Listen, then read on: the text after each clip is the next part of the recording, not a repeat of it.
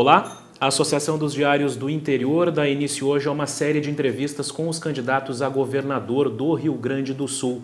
Nos próximos dias, estaremos conversando com todos os 8 postulantes ao Palácio Piratini para saber das suas intenções e dos seus projetos para questões de interesse do Estado e também das regiões. Eu sou Pedro Garcia, estou aqui com Ronaldo Falkenbach e o nosso primeiro entrevistado é o candidato José Ivo Sartori, da coligação O Novo Caminho para o Rio Grande, partidos PMDB, PSD, PPS, PSB, PHS, PTdoB, PSL e PSDC. Candidato, bem-vindo, obrigado pela presença.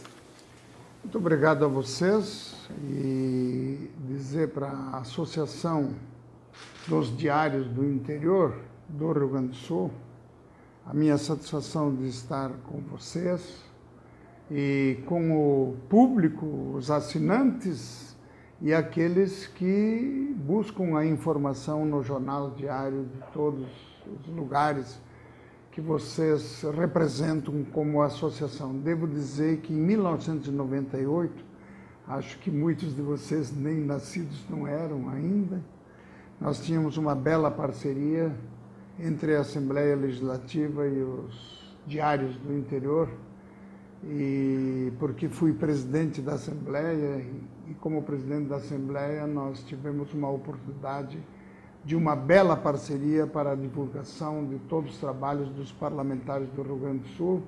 Já faz algum tempo, mas me lembro que nós tínhamos recursos escassos, mas assim ainda tivemos a oportunidade de privilegiar bastante essa luta de todos os jornais do interior. Qual o senhor diria que vai ser a pauta ou a ação prioritária de seu governo caso o senhor seja eleito governador do Rio Grande do Sul?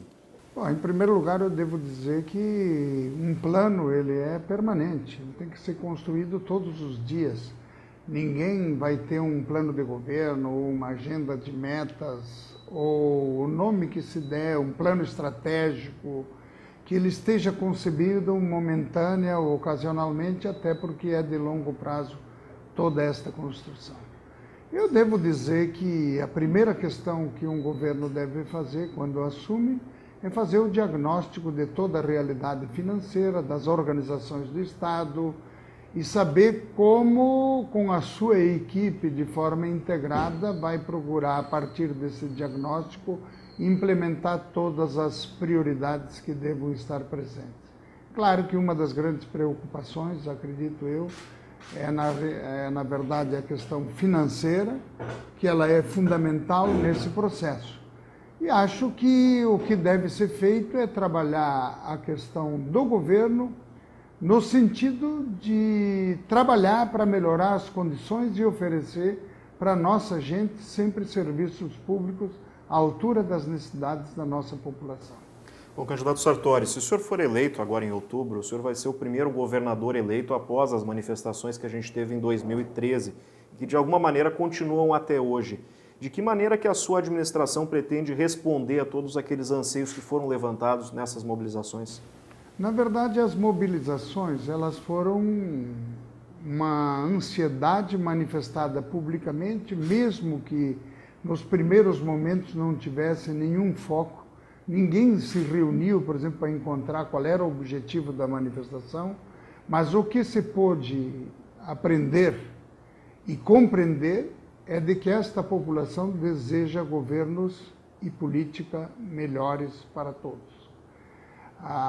O que foi apresentado especialmente pela juventude, que tem essa sensação sempre presente de rebeldia, de indignação, o que eles desejam é que a política seja uma coisa séria, uma questão responsável e que o governante ele procure fazer sempre o melhor para mudar a vida das pessoas e a vida da nossa gente. E por isso que é preciso que todos nós tenhamos clareza de que não dá para prometer aquilo que não se pode realizar, sob pena de criar ainda mais frustração política, social e é também inconveniente para o procedimento político.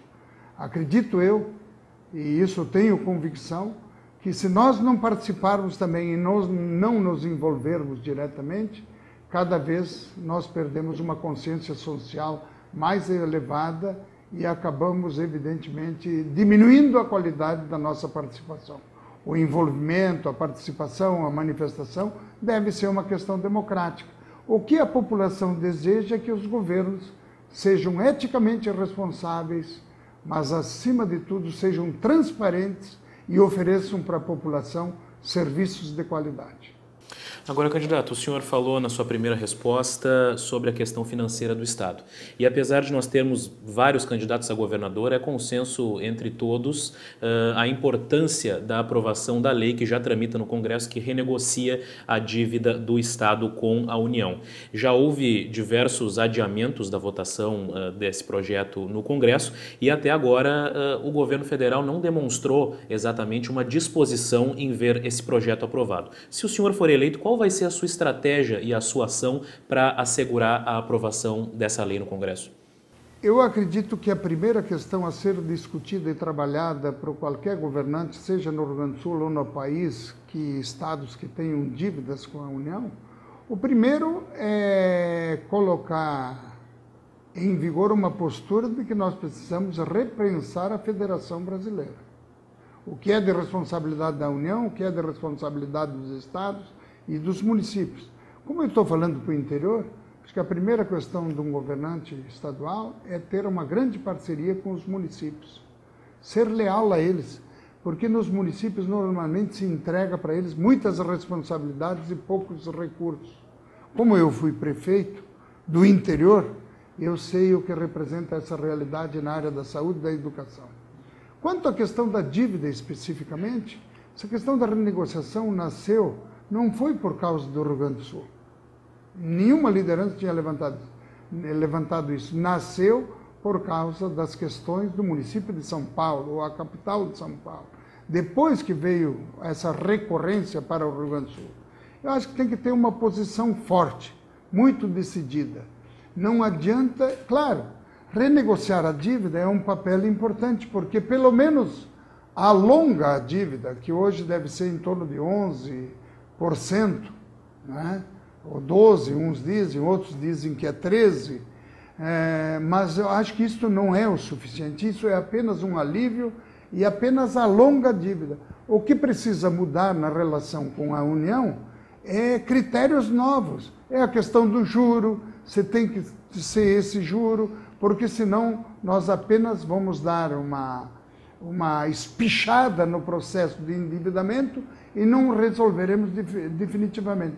Claro que cabe a nós, governantes, também cumprir o nosso papel, que é racionalizar as despesas, cortar gastos inúteis e criar condições para o equilíbrio financeiro do Estado do Rio Grande do Sul, cortando algumas despesas, desde que não sejam aquelas que atendam às necessidades da sociedade. Candidato Sartori, ainda sobre essa questão de relação Estado e União. É um tema que não é novo, já pautou outras campanhas, que é a questão da Lei Candir, com queda de repasse de recursos para o Estado, empresas exportadoras que foram atingidas. Se a gente pegar, por exemplo, o setor fumageiro, inclusive algumas unidades chegaram a ser transferidas para Santa Catarina. O senhor vê margem para uma negociação com a União para alterar a atual sistemática e os prejuízos, principalmente, que a Lei Candir causou? Tentativas existiram muitas e continuam existindo. O Estado rio-grandense, ele é penalizado por ser um Estado exportador e ter características de exportação, pelo menos de alguns produtos, notadamente da área agrícola. Mas nós temos também na área da indústria, dos embarcados, especialmente da área, vamos dizer, de ônibus, de carrocerias, que envolve a região da Serra e Erechim e outros municípios do Rio Grande do Sul que têm uma indústria pujante, né? Então, ambas se solidificam nesse processo. A Lei Candir não foi uma boa solução para os estados exportadores e prejudicou todo mundo. Não sei até quando nós vamos estar convivendo e sei que a perda de arrecadação ou pelos benefícios para quem exporta e que prejudica o Estado como um todo, é uma soma bastante grande que serviria para fazer investimentos, especialmente na infraestrutura e na área social. que se observa, candidato, é que o desempenho econômico do Rio Grande do Sul ainda é fortemente dependente da produção agrícola, né? Quando nós temos uma safra boa, o Estado apresenta bons números econômicos. Quando, eventualmente, o Estado é atingido por alguma intempérie climática muito significativa, como um período de estiagem muito prolongada, os números do Estado não são tão bons. Considerando essa importância tão grande da agricultura para a economia do Estado, o que o Estado pode fazer para justamente que esses efeitos climáticos, esses fenômenos climáticos não impactem tanto, não prejudiquem tanto a economia do Estado como um todo? Olha, acredito eu que a ação na área agrícola, da agricultura familiar, dos pequenos produtores, das comunidades, vamos dizer, que não tem da grande produção, tem evoluído bastante. Seja na questão, vamos dizer, das pequenas propriedades, especialmente estas, porque estas é que empregam mais gente, normalmente é o trabalho familiar, e muitos aqui que falam da área fumageira, também há uma tentativa de reciclagem que vai acabar prejudicando muitas famílias, mas também está em composição com outras situações que envolvem também a saúde, envolvem o meio ambiente, mas também é preciso dar um espaço para que esta situação não venha prejudicar muitas famílias. É preciso ter calma e paciência e construir um processo diferenciado. O que importa na agricultura é que seja a dimensão dela ou o papel dela na economia do Rio Grande do Sul, é que ela responde rapidamente para o desenvolvimento econômico, e se não fosse pela agricultura, com certeza nós não teríamos tido nesses últimos 3, 4 anos o desenvolvimento econômico que o Rio Grande do Sul construiu aqui. É oriundo basicamente da questão da agricultura. Por outro lado, eu me recordo também penalizado do governo Rigoto, que foi muito tranquilo, criou condições, vamos dizer, de entendimento no Rio Grande do Sul, daquelas guerrinhas, houve pacificação das famílias no Rio Grande. Foi penalizado com 2 safras que prejudicaram, através da seca, toda a economia do Rio Grande do Sul. Mas a importância da agricultura é de incentivo, de acompanhamento, de trabalho, mas tem uma evolução muito grandiosa na parte do processo produtivo, da agregação tecnológica, que orgulha todos nós. Nós estamos superando uma fase antiga, com métodos modernos, com apropriação e com um caminho, evidentemente, que orgulha todos os rio-grandenses. Nessa área ainda, candidato Sartori, do campo, a gente tem acompanhado nos últimos anos uma tendência muito forte do jovem deixar o campo. E a gente sabe que a maior parte das propriedades no estado são propriedades familiares. Como é que fazer para manter o jovem no campo se o senhor for eleito? Olha, nós tivemos uma experiência em Caxias do Sul que acredito eu que ajuda a fazer isso. Nós conseguimos fazer em 8 anos asfaltamento de 180 quilômetros aproximadamente de estradas do interior, o que permitiu ligar todos os distritos com asfalto com o centro urbano, seja pela Rota do Sol, seja pela BR, seja pela rodovia estadual, seja pelos outros caminhos existentes, não é? E não apenas os distritos, mas também mais outras 30 e tantas comunidades que tiveram acesso facilitado, que serve para a produção, serve também para o filho permanecer na colônia, mas estudar na cidade, que serve também para ele ir comprar, adquirir e chegarem as mercadorias também aos centros da colônia ou do interior, da zona rural. Eu falo de colônia porque nós temos um hábito que é diferente de outras regiões que chamam de zona rural e nós chamamos de colônia. Mas a gente nota que há uma evolução e nem por isso nós perdemos a capacidade de produção. É um dos melhores produtos internos brutos da agricultura dentre todas as cidades do Rio Grande do Sul. E com apenas 5% da população morando na área rural. Então isso tudo tem que incentivar as comunidades, por isso que tem que ter parceria entre o Estado e os municípios, para que num trabalho de fundo a fundo que a gente possa construir, aquelas que são necessidades localizadas ou das economias locais, elas possam ser trabalhadas respeitosamente e de forma emparceirada com os municípios. E eles poderem, recebendo algum recurso, poder fazer a obra que é necessária na sua comunidade, que às vezes dá garantia, mas também dá qualidade de vida. Candidato, o senhor falou há pouco sobre cortar gastos inúteis e é cada vez mais presente no debate eleitoral brasileiro a necessidade de um manejo mais rigoroso dos recursos públicos. Lhe pergunto, se o senhor for eleito, onde exatamente serão feitos esses cortes de gastos? O senhor pensa em cortes de cargos, cortes de secretarias? Por onde o senhor vai começar? Olha, acho que administrativamente, primeiro, se a gente tiver responsabilidade política, quando eu disse antes que não se pode prometer aquilo que não se vai realizar, é preciso fazer um diagnóstico inteiro do aparelho do Estado. Ninguém vai fazer uma coisa de chegar e dizer que todo mundo é marajá. Nós já tivemos essa experiência, já tivemos uma grande frustração. E depois deu no que deu. E ainda temos dificuldades para recuperar a credibilidade do exercício e o papel que deve ter uma organização pública.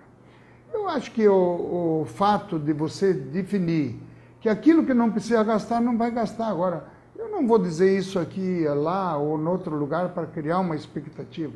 Até porque eu acho que a gente sempre tem que falar a verdade e não precisa mentir.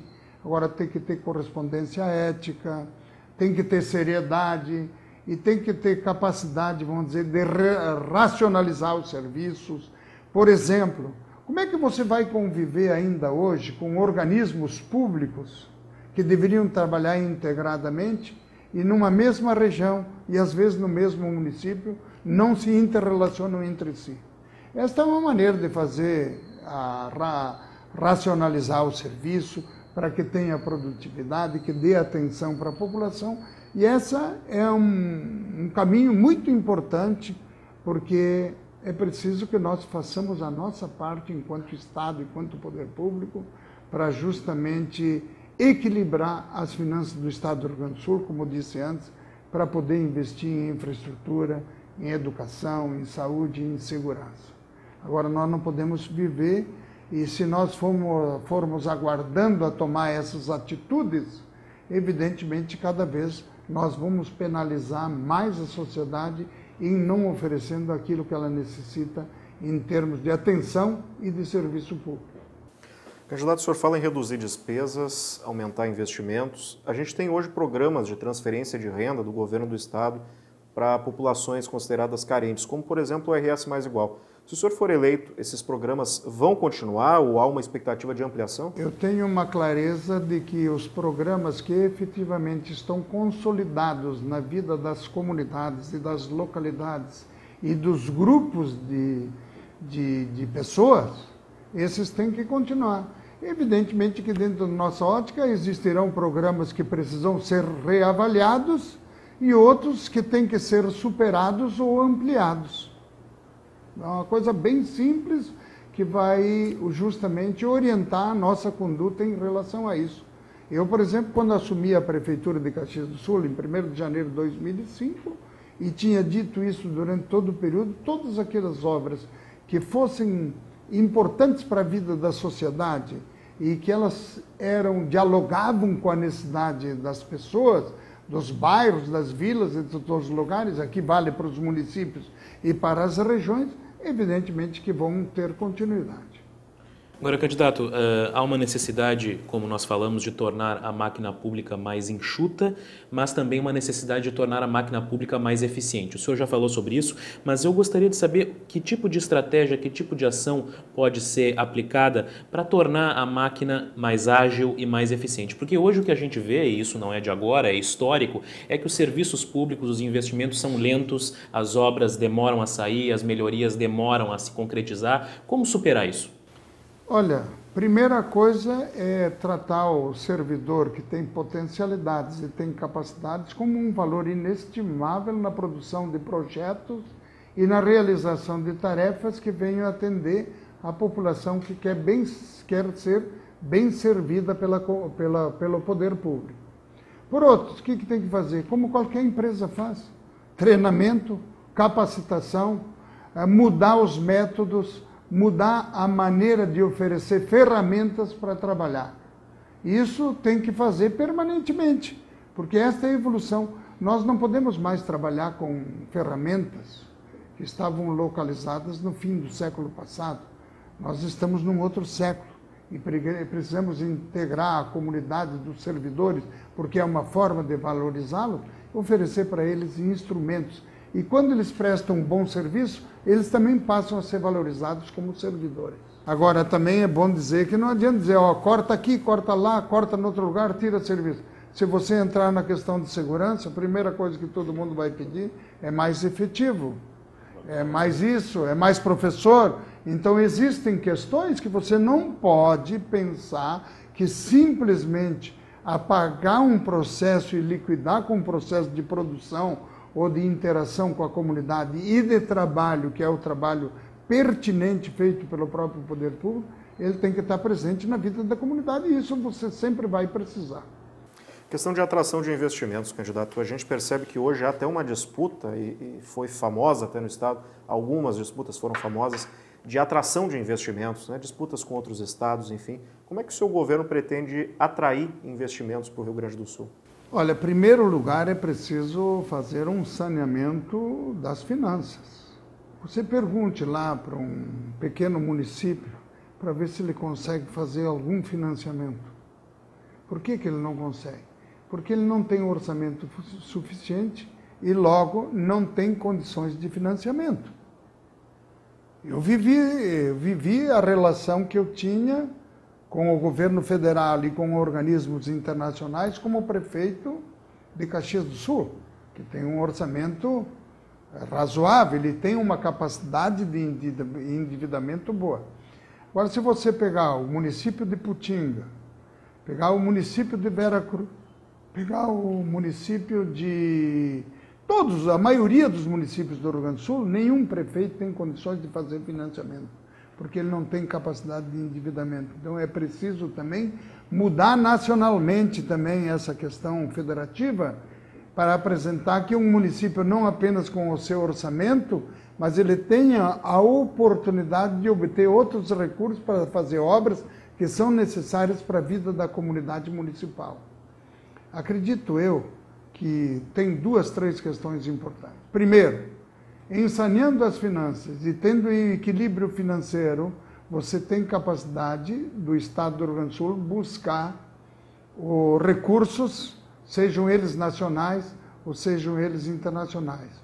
Você pode captar recursos nacionais e internacionais, desde que o Estado tenha condições e capacidade de obter esses financiamentos, porque se ele tem um endividamento grande, ele não pode mais se endividar, porque tem a lei de responsabilidade fiscal, que é aquela que te obriga, inclusive em termos de administração interna, da própria máquina pública e a capacidade que ele tem que fazer. Mas tem que ter equipe que elabore projetos para captar recursos dentro do país e fora do país. E existem outras maneiras também para fazer obras que pode ser feito em parceria entre o organismo público e as organizações privadas da sociedade.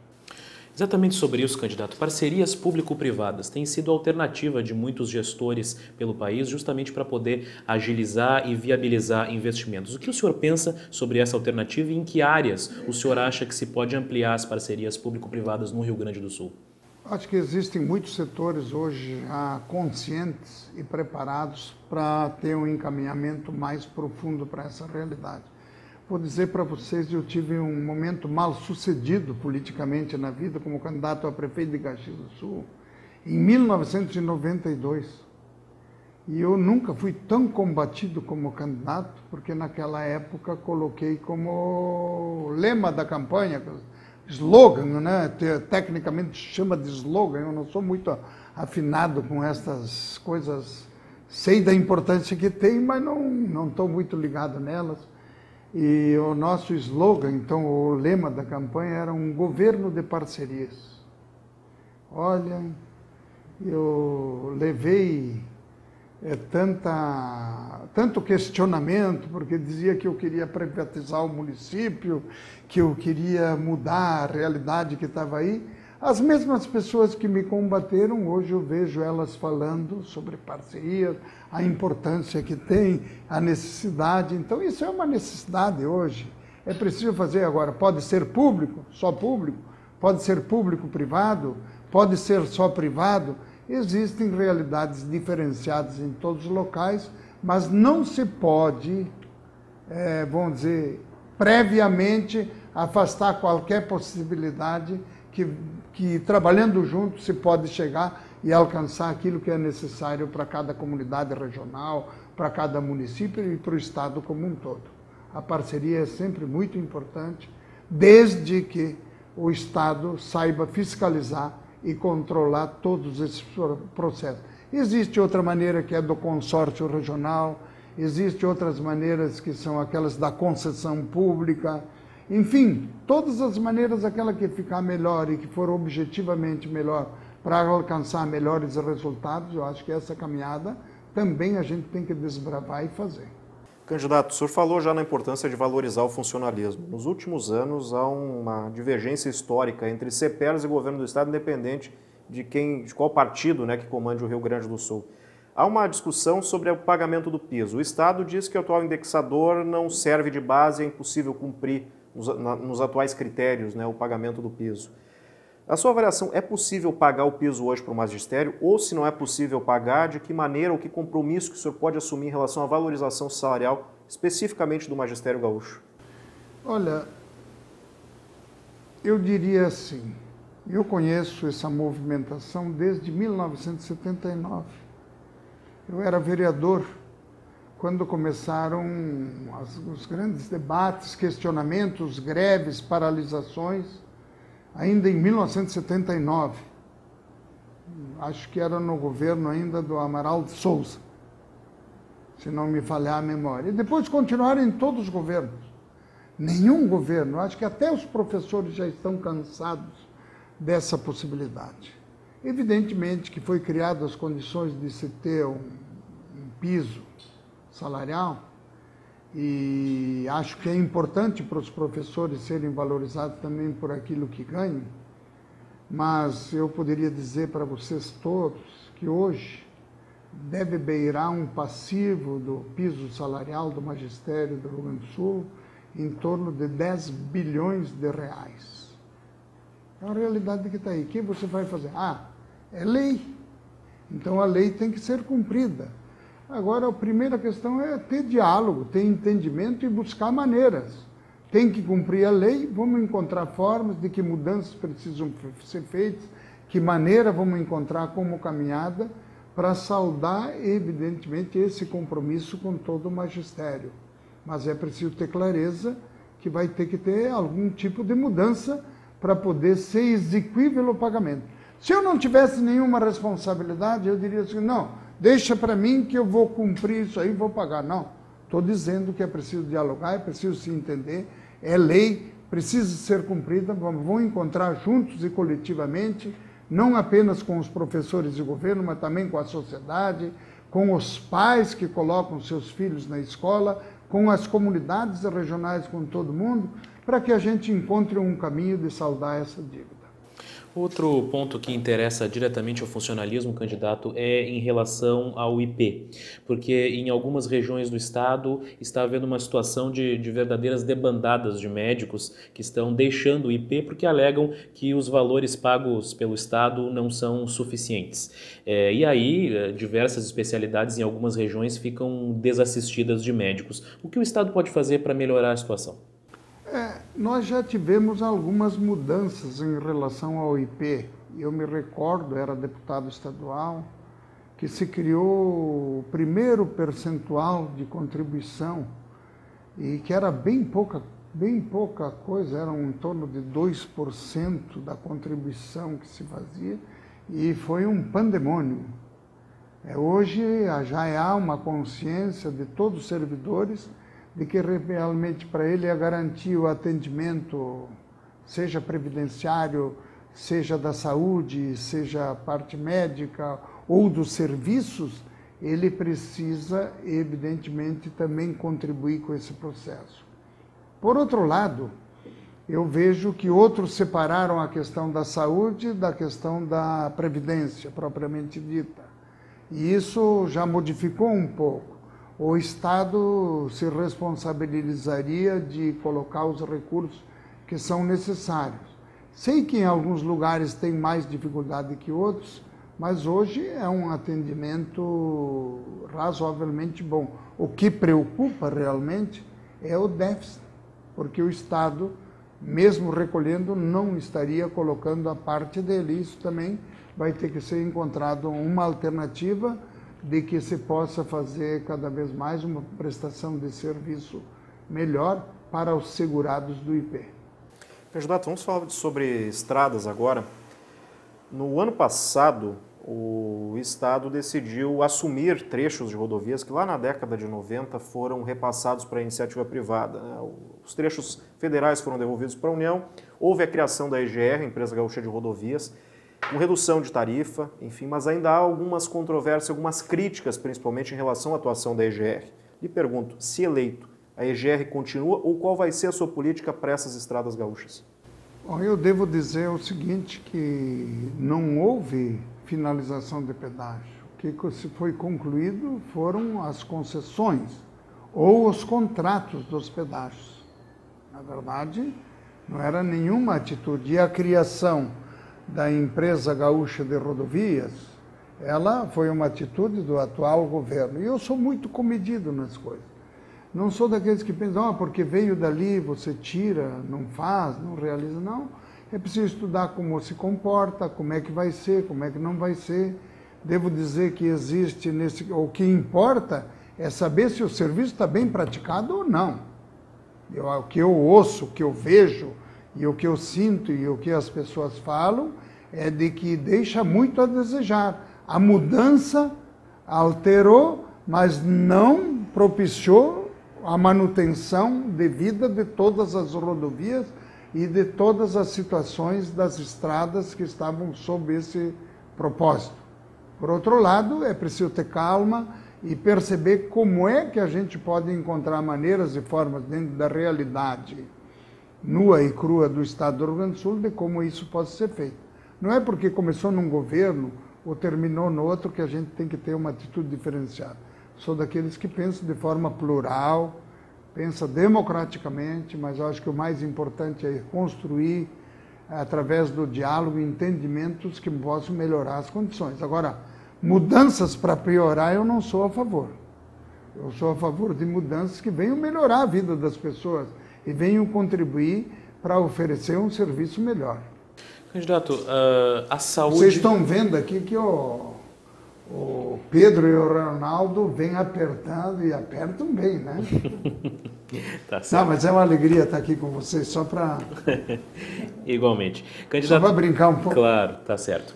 Candidato, saúde. Saúde é a principal dor de cabeça dos municípios, porque, como nós sabemos, compromete uma parcela muito expressiva dos orçamentos das prefeituras. E uma das razões pelas quais isso acontece é que a participação do Estado e da União no financiamento dos serviços de saúde é insuficiente. O município tem a obrigação constitucional de investir 15% de sua receita em saúde, mas na prática aplica muito mais. Pegarmos, por exemplo, o município de Santa Cruz do Sul aplica mais de 25% da saúde, e isso é a realidade de vários municípios. Como minimizar essa situação e fazer com que as prefeituras tenham um fôlego maior para poder investir em outras áreas?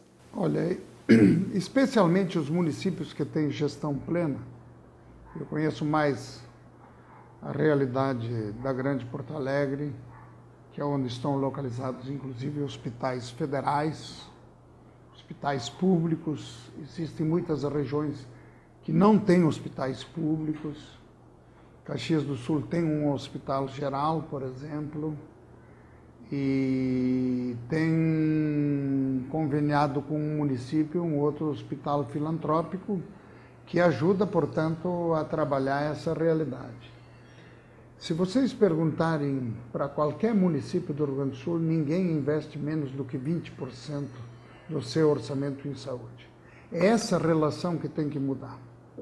O governo federal, mesmo que tenha o fundo a fundo com os municípios e com os estados, ele nunca corrige na eventual necessidade de cada município ou de cada estado. Tanto é verdade que ele não estabelece, por exemplo, condições de que você tem que investir em pessoas, tem que investir em profissionais, em técnicos, aparelhagem e tudo mais. Os gastos são muito maiores do que aqueles que retornam para o município daquilo que está já facilitado. Aliás, já foi vamos dizer que aquilo que foi conquistado não pode ser destruído. Ele tem que ser melhorado. Acho que no governo Fernando Henrique, eu acho que foi que se fez já a vinculação dos recursos federais com os municípios e com os estados. Já foi um grande ganho, como já existe na educação também. Podem não ser suficientes, eles têm que ser melhorados, não é? Então, mas aquilo que é corrigido é sempre insuficiente. E quem tinha gestão plena, por exemplo, Caxias do Sul atende mais de 40 municípios com a gestão plena. Isso retira da obrigação da Grande Porto Alegre, que uma vez vinha tudo para cá, deve ser o caso de Santa Cruz que foi falado, mas esse é um mecanismo de luta e eu serei parceiro dos municípios para fazermos uma caminhada coletiva em direção de que sempre esses recursos estejam cada vez mais disponíveis aos municípios, porque é lá que a população precisa mais. Candidato, a gente acompanha praticamente todas as regiões do estado, se não todas, enfrentam problemas com hospitais, né? Hospitais sobrecarregados, enfim. Como é que o senhor pretende atuar em relação a essa questão das internações hospitalares? É que ainda nós também temos uma dificuldade, e isso precisa ser dito. A pessoa não tem o hábito, nós temos que ampliar a saúde preventiva, trabalhar muito com esta carência e com a educação da sociedade. Aonde tem unidade básica de saúde, ele é o primeiro ponto que a pessoa tem que se deslocar. Mas nós temos um hábito, até por formação familiar, pela história e pela vida de todos nós, que o nosso caminho é direto para o hospital. A gente não se previne de todas as situações que devam existir, porque acha que no hospital não deveria ser o primeiro recurso. O hospital, a internação tem que ser o último recurso. E essa caminhada ela tem que ser feita, isso também é uma questão de educação, de hábito. Se é a mesma coisa que no atendimento, vamos dizer, não digo pronto-socorro, num pronto atendimento, que é onde mais todo mundo se socorre, às vezes você tem que ter escala de atendimento para as pessoas que mais necessitam. Quem tem, por exemplo, uma convulsão, evidentemente que tem que estar na linha de frente. Quem tem uma situação cardiovascular ampliada, ele tem outra situação. Quem está de gripe ou quem está de outra coisa é outra. Então nós, inclusive, instituímos, e hoje a maioria dos organismos já fazem por atendimento por necessidade mais urgente, e aqueles que têm menos vão procurar sendo atendidos mais tarde. Mas esse tem que ser um compromisso do governo do estado, tem que ser um compromisso do governo dos municípios, eu serei parceiro deles, mas também da área privada, para que coletivamente, e o governo federal que possa, evidentemente, oferecer melhores condições para que tenha isso aí. Eu conheço desde o começo do Sistema Único Descentralizado de Saúde, que era assim que se chamava, e até hoje eu acho que teve um grande progresso, mas ainda falta muito, e acho que também um pouco de gestão também não faz mal para melhorar o serviço de saúde. Candidato, vamos falar de segurança pública. O senhor mesmo citou há pouco a demanda por reforço no efetivo da Polícia Militar. Alguns falam em um déficit de mais de 10 mil servidores, né? Apenas Porto Alegre, como foi noticiado ainda outro dia, há uma reivindicação por mais de 2 mil novos policiais. Se o senhor for eleito, quanto dessa demanda o governo terá condições de cobrir nos próximos 4 anos? Tudo depende das condições que você tiver para fazer isso sem comprometer o orçamento, sem comprometer a realidade funcional, sem comprometer a estrutura do próprio Estado e com as suas despesas. Claro, segurança, educação, saúde, né, são questões que têm que se dar prioridade máxima, fundamental, porque delas é que a pessoa mais precisa, a família mais precisa, é o jovem, é o adolescente, é a criança, é a pessoa de idade, todos eles estão comprometidos com isso. Acho que o aumento do efetivo é importante, ela é uma necessidade, nós temos que ter um diagnóstico muito forte para isso. Acho que temos que mudar e construir casas prisionais de outra maneira, mas temos que também ter integrado essa questão de segurança com educação, com esporte, recreação e lazer, com políticas localizadas para atendimento disso, bem como atendimento política em relação aos drogados, porque eu me espanta hoje o que existe no Brasil inteiro. Uma violência inaudita, como é que se chama isso? Uma impunidade que campeia solta em todas as áreas, e nós enxergamos todo dia na televisão, enxergamos na televisão, ouvimos no rádio, lemos no jornal, coisas assim que nos aterrorizam e que desmancham até a nossa capacidade de entender e de convivência humana. E eu me assusta muito de ver que a maioria das pessoas estão achando isso, estão passando isso para a cabeça da sociedade e das pessoas como uma coisa natural. Ela não é natural, gente. Nós vamos ter que educar as pessoas para a cultura da paz, para a cultura da não violência e criar condições de mudar essa situação toda só com uma intervenção forte do poder público, dos municípios e da sociedade. Se a sociedade não se envolver, nós vamos continuar com esse progresso da violência e não caminharemos para aquilo que todos nós desejamos, da cultura da paz. Bom, candidato, de uma certa maneira, o senhor já tocou nesse assunto do sistema prisional. Nós tivemos, no país inteiro, problemas com superlotação, no Rio Grande do Sul não é diferente, inclusive ações judiciais proibindo a transferência de presos para determinadas casas prisionais, enfim. Houve a criação, e tem projetos, enfim, em andamento da criação de novas prisões no Rio Grande do Sul. Qual deve ser a sua política para esse setor? O que eu já falei, né? Sem criar novas condições, nova realidade, a política penitenciária nacional tem que modificar e muito. E não vai se fazer nada disso se os órgãos da Justiça Federal, seja do Ministério e de outros, que controlam essas políticas públicas para a área prisional, se não vierem, os estados sozinhos não terão condições de fazer. E até vencer um tabu, né?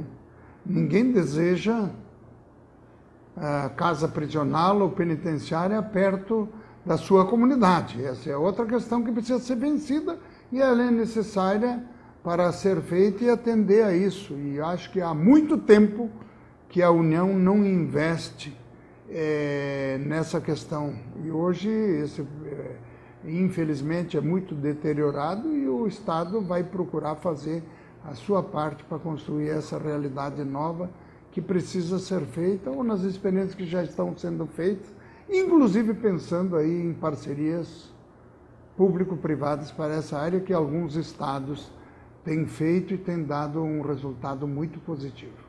Uma questão bem pontual. O que é bom é que o que é sério, que deve ser feito, é que a gente espera que mude-se a política penitenciária até para que as pessoas que saiam de lá de dentro saiam melhores do que entraram e não pior do que entraram nas cadeias.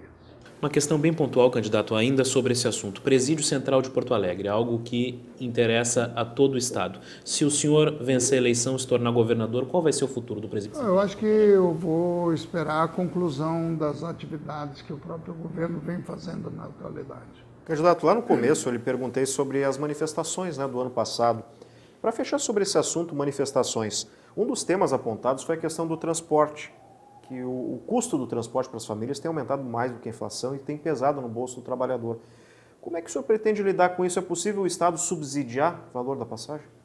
Eu acho muito difícil. Também propiciou algum pouco de exagero que pode chegar no limite, às vezes, de tu responder diante do reclamo, da solicitação e da reivindicação. Você responde não com muita responsabilidade. Eu participei como prefeito da Frente Nacional de Prefeitos.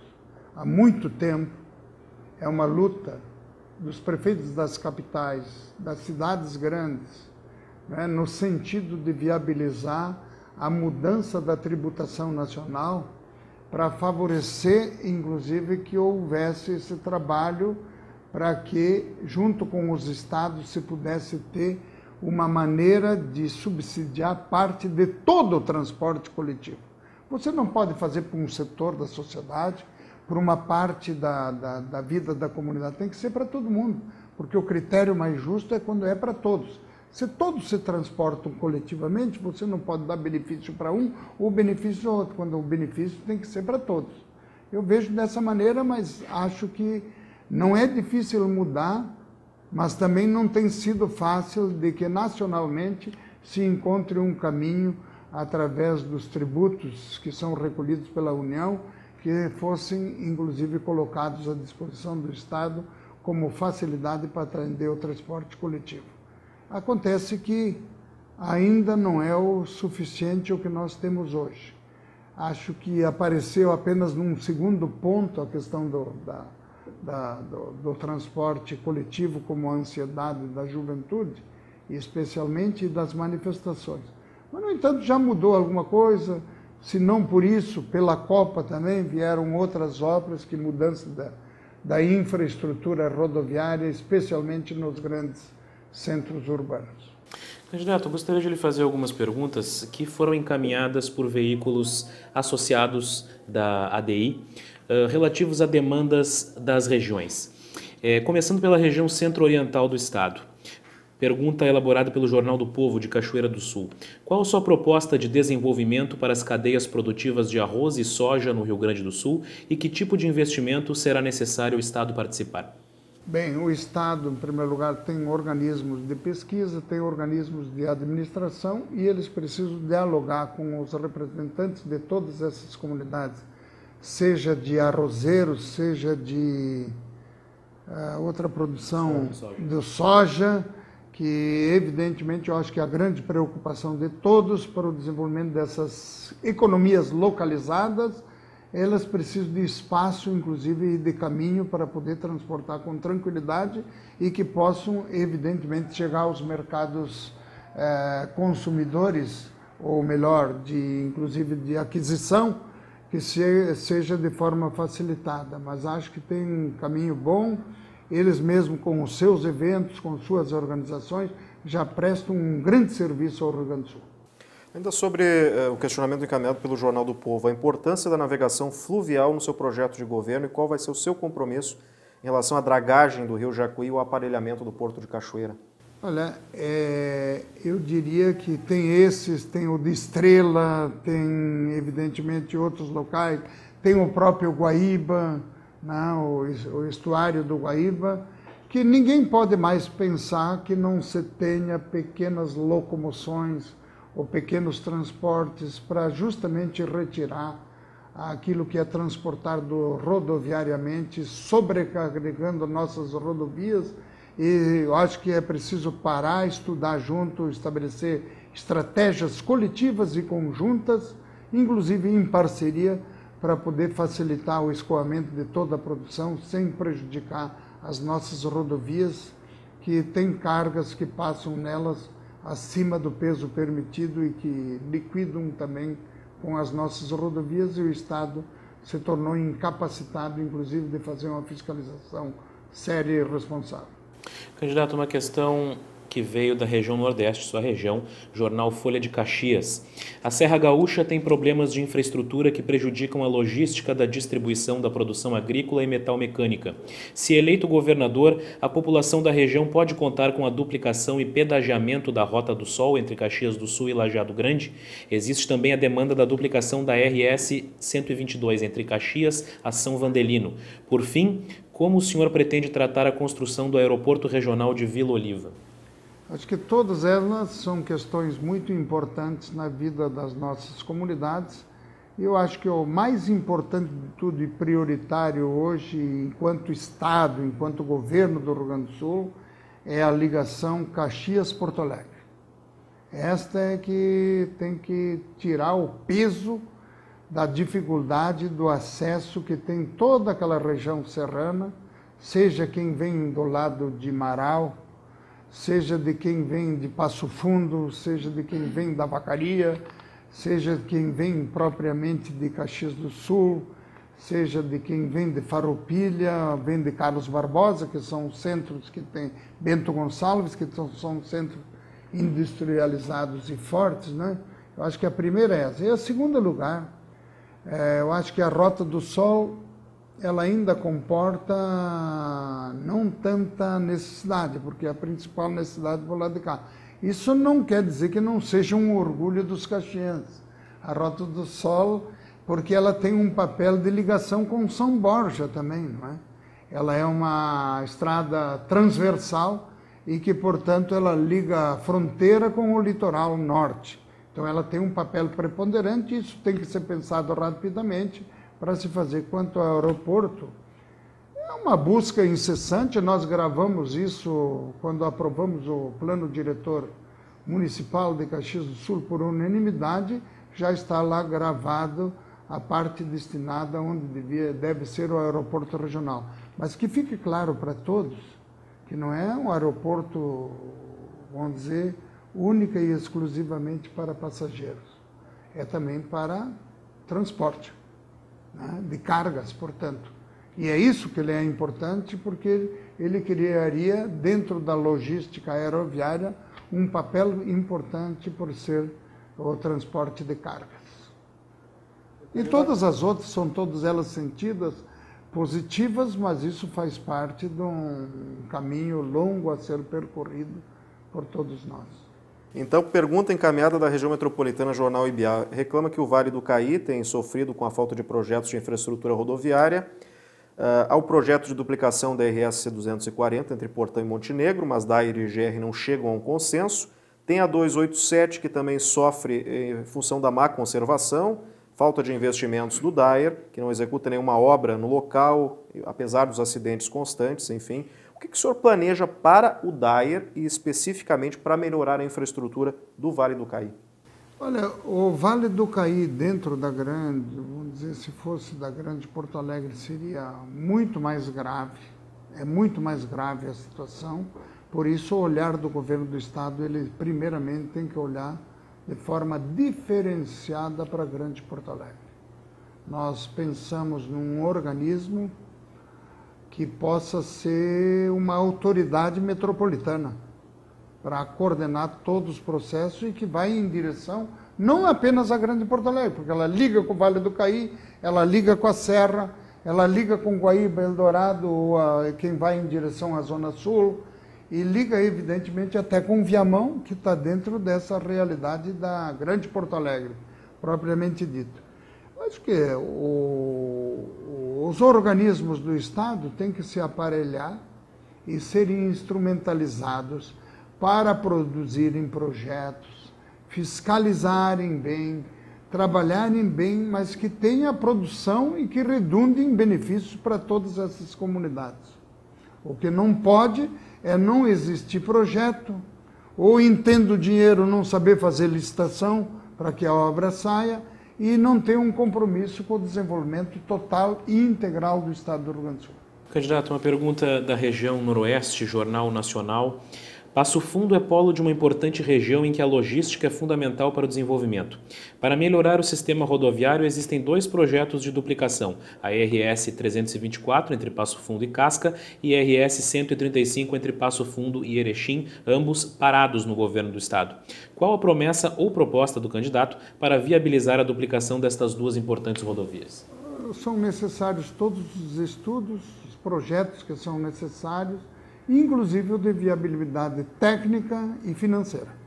Bom, candidato José Ivo Sartori, agora uma pergunta especificamente envolvendo o Vale do Rio Pardo.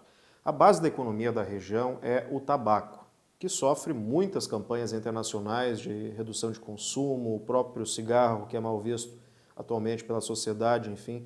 Que medidas que o senhor pretende adotar para a manutenção, né, dessa principal base da economia do Vale do Rio Pardo e para manter também o sustento da economia e principalmente dos produtores da região? Eu quero dizer que, pelo que eu tenho acompanhado, tenho ouvido, tenho me informado, eu acho que o caminho está bem traçado, existem pequenas divergências, mas há um entendimento já, inclusive com alguns setores querendo fazer uma passagem para outro tipo de economia, para outro tipo de produção, porque pelas questões até internacionais, que não são apenas nacionais, de realidade aí, existem exigências, mas parece estar se construindo um bom processo de entendimento, de negociação, de diálogo. Eu estive há bem pouco tempo, inclusive com os pequenos produtores, estive também com pessoas que já vão alternando outro tipo de produção na área de pequena produção, de quase que artesanal, familiar, e que ajuda evidentemente a que nenhuma família perca as condições de ter uma vida saudável, de ter um rendimento e garantir essa atividade. É claro que ninguém vai pensar hoje que nós vamos chegar e ter a mesma história e a mesma trajetória do que antigamente. E eu acho que as pessoas estão tendo boa vontade, as lideranças políticas estão sendo sensíveis, as lideranças públicas, as lideranças da sociedade estão ajudando e muito bem a construir uma nova realidade. E ela tem que ser, porque tem que oferecer para as famílias e para as pessoas uma alternativa que lhe possa sustentar a sua família.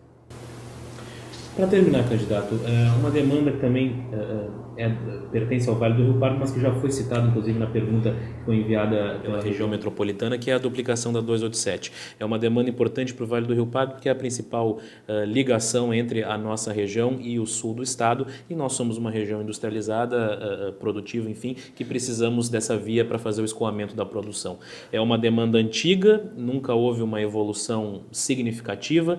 Pode-se esperar isso no seu governo? No mínimo, estudar o processo e fazer os encaminhamentos. Você vê que na região metropolitana tem, além, porque elas vão, de uma forma ou de outra, todas elas vão fazer uma associação, vamos dizer, ou uma integração em termos de rodovias. Tem mais, eu acho, a 290 também, que ela pode ser ligada, pode ser trabalhada nessa direção. Tem mais a RS 10, né, que ela pega a ponta também saindo por fora, que ainda não tem um projeto, mas está sendo estudado. Tem a 448, né? Tem a eu não sei, vamos dizer, 118 deve ser, mas essa que liga de certa forma aqui, que passa por Gravataí, que pode desembocar em Viamão também, ajuda a todas elas. Tudo isso tem que ser feito dentro de uma realidade nova, uma situação nova.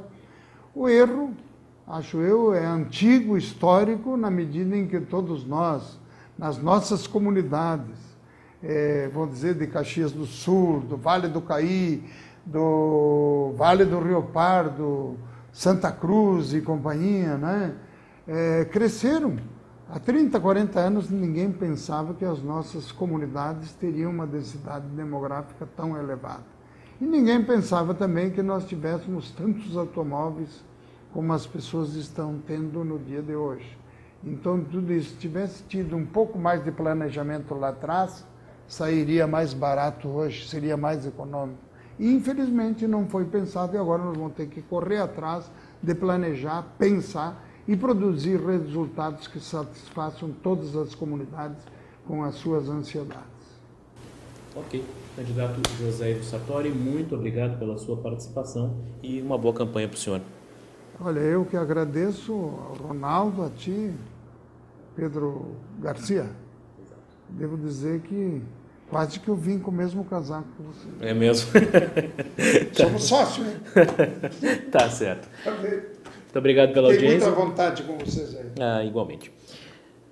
Obrigado pela audiência e na sequência retornamos com mais candidatos.